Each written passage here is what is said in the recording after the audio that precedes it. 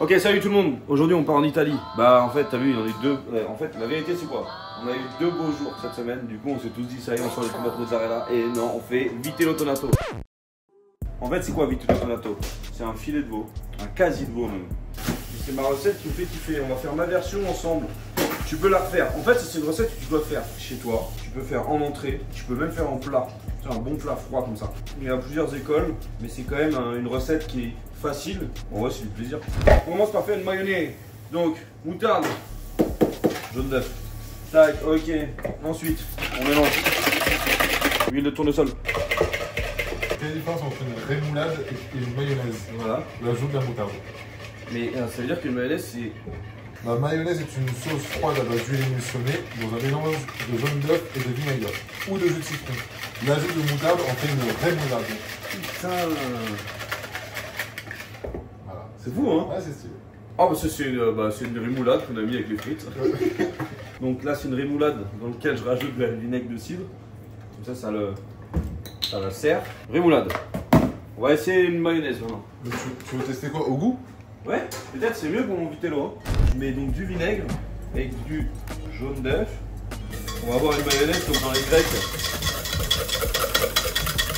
Et voilà une vinaigrette. Je sens que c'est fragile encore. Hein. Ouais, de ouf. Ah, la mayonnaise du kebab qui arrive.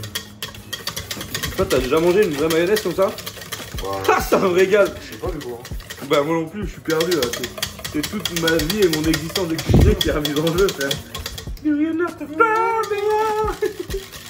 viens de réaliser ma première mayonnaise. Moi, perso, je pense que je suis team rémoulade. Hein. Est-ce que t'as déjà goûté de la mayonnaise, Franck? Faut que tu viennes goûter. Il y a 2 sauces différentes. Il y a une mayonnaise. Et tu vas me dire où elle est la mayonnaise. Une mayonnaise.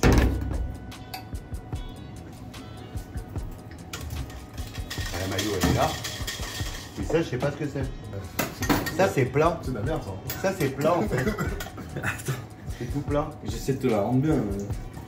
C'est ma première fois de ma vie que je fais cette sauce-là. Il y a du beurre là-dedans, non? Non, pas du tout. Pas du tout. Pas du tout. Putain, mais. Ça a vraiment une gueule industrielle, ça. Hein. Tu vas comprendre. Ok. Révélation, Francky. T'es prêt? Oui. Ici, c'est une sauce mayonnaise véritable de la gastronomie française. Et ici, vous avez une sauce rémoulade. Sauf que ça fait 20 piges que je suis dans la cuisine. Et pour moi, dans la mayonnaise, il y avait de la moutarde. Ouais. Et en fait, non.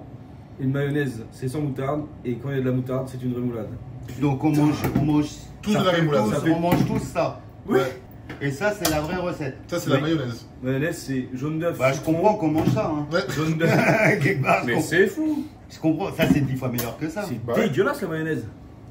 Bah, avec de la moutarde, c'est quand même meilleur. Oui, bah C'est une rémoulade.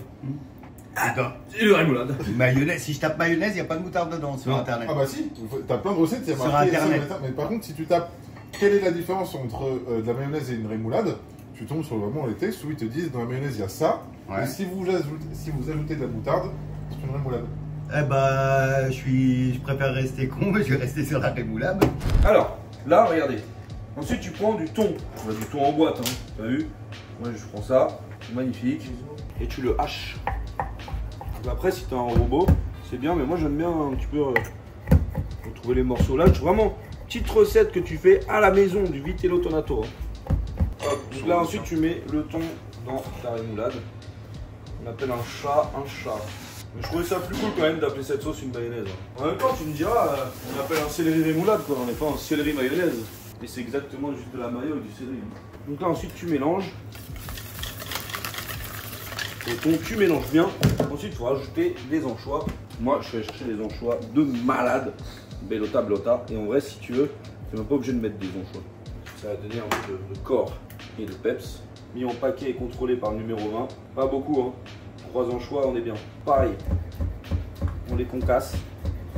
Là, moi, je laisse des morceaux comme ça, quand on tombe dessus, c'est intéressant. Hop, c'est reparti. Là, je vais goûter. Ça commence à être très bon. Donc ensuite, tu vois la sauce, il va falloir un petit peu la pimper. Donc moi, j'ajoute un peu de vinaigre encore, un peu d'huile d'olive. Et c'est reparti pour bien mélanger. Et là, il faut vraiment qu'on arrive à avoir un goût, un assaisonnement assez puissant parce que c'est ce qui va assaisonner vraiment notre viande et tout. Un petit peu de sel. Donc, comme je te dis, tu peux mettre que du thon et t'es pas obligé de mettre des anchois. Mais je trouve que les anchois, ceux qu'on a, ils sont vraiment trop bons. Ouais, ils sont trop bons sur. Alors là, on passe sur la viande. Donc là, j'ai pris un morceau de filet de veau, mais tu peux aussi prendre du quasi de veau. Quasi de veau, c'est moins cher, mais c'est pareil. Moi, après, j'adore le filet, beaucoup plus tendre. Bon, après, tu le nettoies, tu enlèves les membranes. Ça se dépiote à la main, quoi. Impec. Bon, bah, pour le veau, tu fais chauffer ta poêle, de l'huile, prends ta viande. T'as eu peur, hein? Ouais. Prends ta viande, tu l'assaisonnes avec du sel, de chaque côté.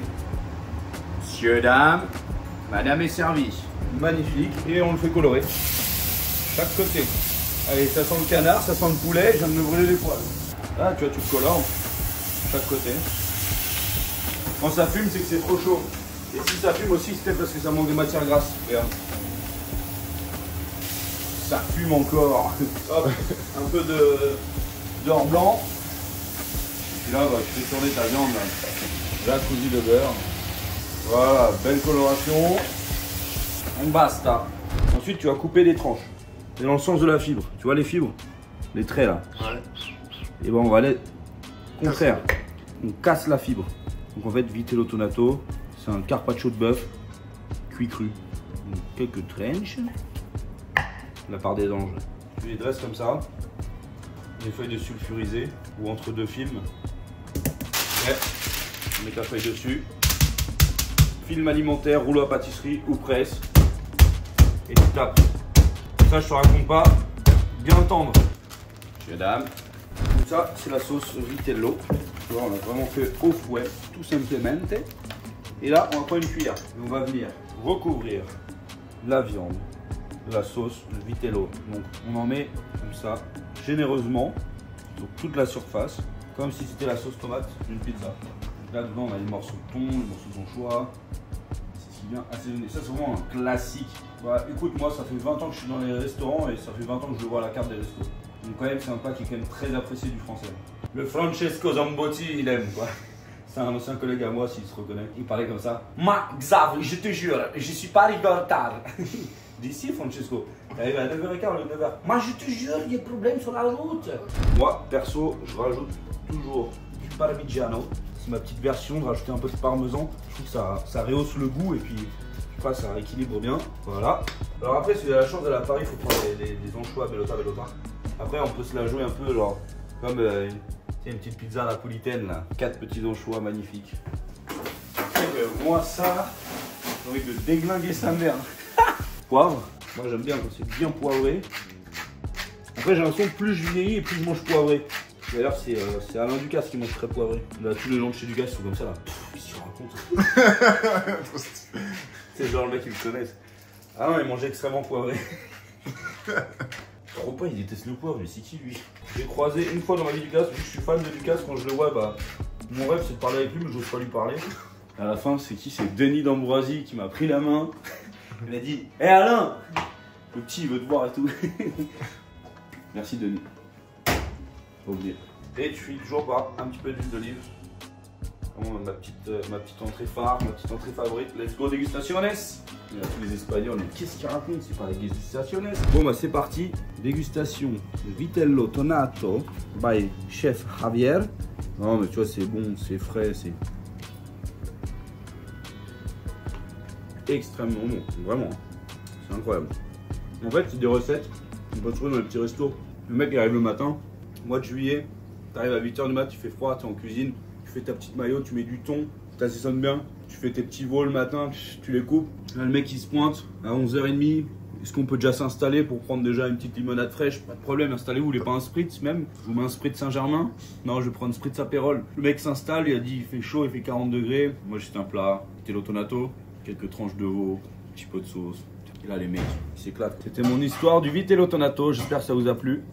Et d'ailleurs, petit tips, recette à préparer à l'avance comme ça. Vous pouvez mettre le veau au froid, au frais. Et plus le veau est froid, pour moi, meilleur c'est. C'est une entrée qui est très fraîche, exceptionnelle.